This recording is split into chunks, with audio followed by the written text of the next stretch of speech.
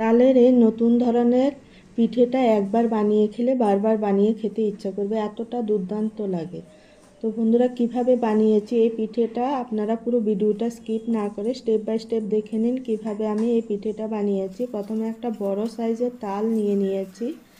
তালের উপরে মুখটা ফেলে দিয়ে এবার খোসাটা ভালো করে ছাড়িয়ে নেব। তারপরে এরকম করে আটিগুলোকে আলাদা করে একটু বাড়ি মেরে মেরে নরম করে নেব।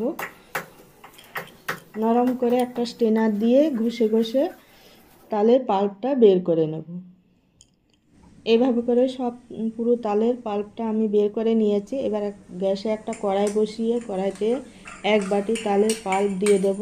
এর মধ্যে সামান্য একটু লবণ দিয়ে নেড়ে চেড়ে কিছুটা 2 মিনিট মতো ফুটিয়ে নিয়ে এবারে এর মধ্যে দিয়ে দেব হাফ বাটি নারকেল কোড়া।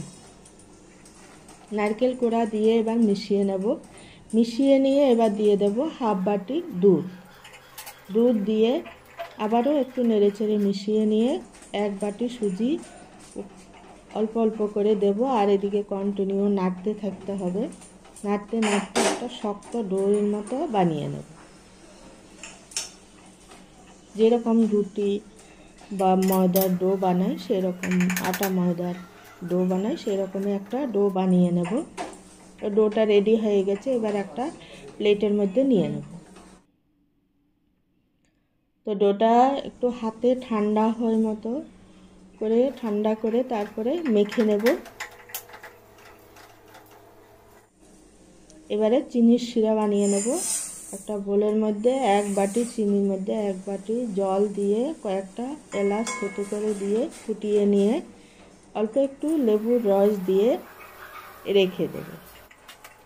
তো ডোটাকে আরও একটু মেখে নিয়ে হাতে ঘি লাগিয়ে অল্প অল্প ডো নিয়ে এরকম লম্বা লম্বা করে চুষির মতো বানিয়ে নেব। তো চুষির মতো অতটা ছোট হবে না, একটু বড় বড়, চুষি থেকে অনেকটা বড় বড় করেই বানিয়ে নেব। এইভাবে করে আমি সব চুষিগুলো পিঠেগুলো রেডি করে নিয়েছি। এই দেখুন, এই রকম করে সব পিঠেগুলো রেডি করে নিতে হবে। কড়াইতে দিয়ে দেব সাদা তেল। তেল গরম হলে অল্প অল্প করে পিঠে দিয়ে দেব। একবারে সবগুলো একসঙ্গে দেবো না, অল্প অল্প করে দিয়ে ভেজে নিতে হবে। তো এটাকে একদম মুচমুচে করে বড়ার মতো ভাজবো না, একটু ভাজা ভাজা হয়ে গেলে নামিয়ে নেব। এভাবে করে স্টেপ বাই স্টেপ করে আমি 3 স্টেপে সব পিঠেগুলোকে ভেজে তুলে নেব। তো একবারে সব পিঠেগুলো, বারবার বলছি, একবারে সব পিঠেগুলো দিতে যাবেন না, তাহলে সব ভেঙে যাবে। এবারে এটা পিঠেগুলোকে চিনির শিরায় দিয়ে 10 মিনিট ভিজিয়ে রাখলে রেডি হয়ে গেল তালের দুর্দান্ত স্বাদে পিঠে।